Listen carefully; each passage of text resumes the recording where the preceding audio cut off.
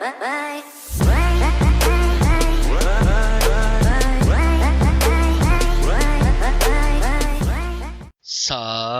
tout le monde, comment allez-vous? Moi ça va plutôt bien. Aujourd'hui on se retrouve pour une nouvelle vidéo pour parler du film Spider-Man 2, voilà, tout simplement de Sam Raimi. Voilà, donc la dernière fois, enfin j'ai déjà parlé du premier, voilà, sorti le 29 février 2020. Il y a une playlist pour ceux qui veulent savoir. Pour ceux qui veulent savoir aussi, j'ai parlé des 3 premiers Harry Potter. Et j'ai parlé enfin j'ai fait une critique sur Scarface pour ceux qui veulent savoir, voilà. Voilà, allez checker un petit peu. Bref, on va parler un petit peu de Spider-Man 2. Spider-Man 2, c'est un film de super-héros de Sam Raimi, sorti en 2004. C'est la suite tout simplement de Spider-Man, sorti en 2002. Et après, il y aura bien sûr le 3. Donc tout simplement, le scénario, donc réalisation Sam Raimi, scénario Alvin Sargent, voilà, tout simplement. Acteur, bah toujours le même, hein, Tobey Maguire, voilà, bon, moi mon anglais est très dégueulasse. Kristen bref, donc voilà. Et James Franco, le nom un peu moins difficile, tout simplement. Et donc ici le méchant ici ce sera Alfred Molina aka Octopus aka l'homme a plusieurs bras bien chelous, tu vois, tout simplement. Bref, donc tout simplement on commence un petit peu le petit résumé. Et donc voilà, ça fait 2 ans que Peter passe encore son temps entre ses cours et les loisirs à lutter contre les méchants, tout simplement sous l'identité de Spider-Man. Mary Jane Watson, donc Kristen Dunst, bref on s'en fout, doit bientôt épouser John Jameson, le fils de Jonas Jameson, le rédacteur en chef du Daily Bugle, tout simplement. De son côté, Harry, Harry c'est James Franco, le mec qui a une putain de carrière quand même, il est pas mauvais du tout, je l'aime vraiment bien. Voilà, d'ailleurs un jour j'en reparlerai pour une série, tout simplement. Donc voilà, cherche toujours à se venger de l'homme araignée qui tient pour responsable la mort de son père, Norman Osborn, donc le bouffon vert, tout simplement, pour ceux qui veulent savoir. Voilà, c'était le super méchant du premier, tout simplement. Je vous ai quand même laissé du temps hein, pour parler du 2, donc je pense que vous avez souvent vu le 1. De toute façon, je pense que tout le monde a vu le 1 en fait. Donc Peter ne parvient pas à trouver un équilibre de vie et il arrive en retard à presque tous ses cours et a du mal à gagner quelques dollars pour payer son loyer. Voilà, tout simplement. Donc tout simplement, ouais, y a rien.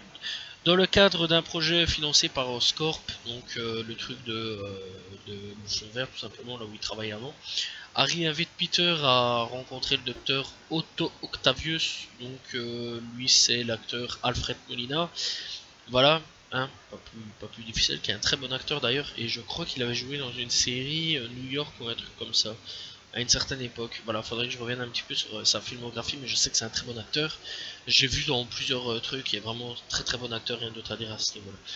Donc Octo Octavius qui est persuadé d'avoir découvert une source d'énergie aussi puissante et renouvelable à semblable tout simplement au soleil, tout simplement.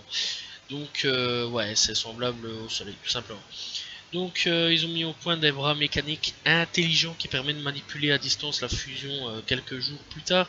Octavius présente son invention à plusieurs personnes, dont Peter et Harry, mais l'expérience tourne au désastre et donc tout simplement Rosie, la femme d'Octavius, meurt tandis que ce dernier reçoit une décharge électrique, subit une fusion de ses bras, donc ses 4 bras mécaniques, avec son corps. Hyper connaissance, Spider-Man arrive à stopper la catastrophe de justesse, sauve la vie de Harry, mais celui-ci est désormais ruiné à la suite de l'échec de Octavius.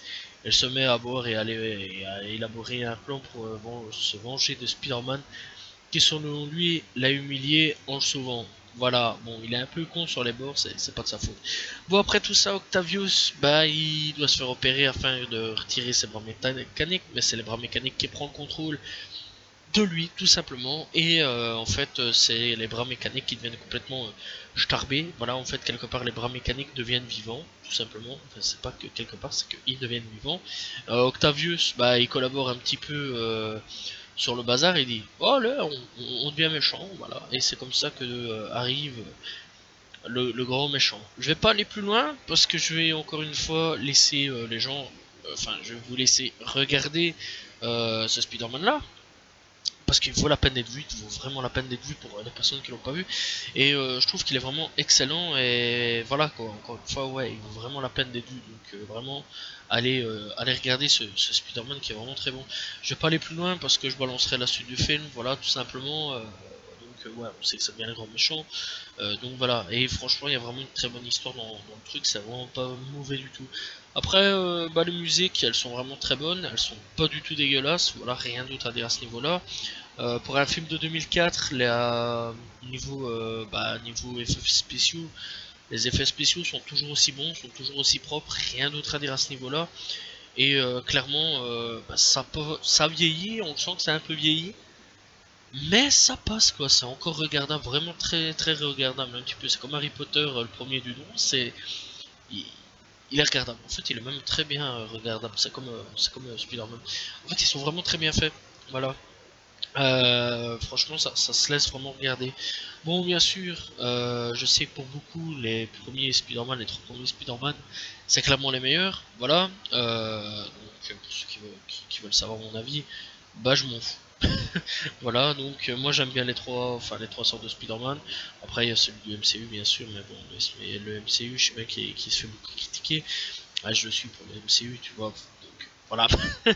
Mais sinon, non, franchement, celui-ci, je vous le conseille, il est vraiment très très bon, les acteurs sont très très bons. Voilà, et juste un petit truc, c'est que James Franco joue bien son rôle de gros connard, tout simplement.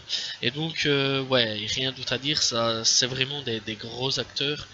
Voilà, des vraiment très grands acteurs qui jouent là-dedans, les uns après les autres, et clairement, bah, ça fait développer l'histoire. Voilà. Bref, ouais, c'est un bon scénario, c'est des bonnes musiques, c'est des bons acteurs, c'est des bons trucs, franchement c'est super bien joué. Il y a des scènes à peu près un peu marrantes sur certaines choses, voilà, mais franchement, il n'est pas mauvais du tout, et les enfants peuvent regarder tranquillement, il n'y a pas non plus des scènes de mort ou quoi, pièces, voilà quoi, il n'est pas mauvais du tout. Donc voilà, j'en ai fini avec cette critique. C'était assez court, je le sais, mais c'est pas non plus le truc le plus long au monde, hein, le genre de Spider-Man ou quoi, ok, c'est pas vraiment des choses qu'il faut retourner la tête ou quoi. Donc voilà, tout simplement. Bref, de toute façon, je vais pas non plus spoiler le film. J'espère que vous avez apprécié la critique, tout simplement. N'hésitez pas à aller regarder ce film-là, il est vraiment très bon, il est pas mauvais du tout. Et donc voilà, n'hésitez pas non plus à commenter, partager, liker, tout ça, voilà, je réponds toujours aux commentaires. Je vous dis à demain tout le monde, salut tout le monde, ciao ciao.